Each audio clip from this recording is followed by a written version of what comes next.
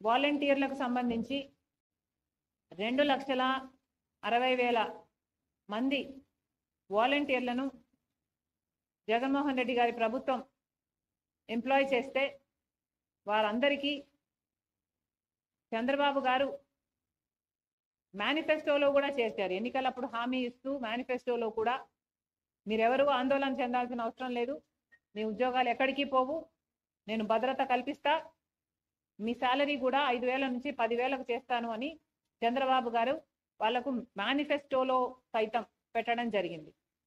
మరి అలాంటప్పుడు మొన్న జరిగిన కేబినెట్ మీటింగ్లో దాని గురించి నెగటివ్గానే మీ మంత్రులు రియాక్ట్ అయ్యారు.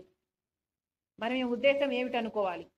మీరిచ్చిన మేనిఫెస్టోలోనే మీరు వాగ్దానం చేసి కూడా మీరు నిలబెట్టుకోకపోతే మిమ్మల్ని ఎలా గౌరవించాలి? చంద్రబాబు గారు దీన్ని మళ్ళీ ఆలోచన చేయాలి, వాళ్ళందరికీ భద్రత కల్పించాలి అని కాంగ్రెస్ పార్టీ డిమాండ్ చేస్తుంది.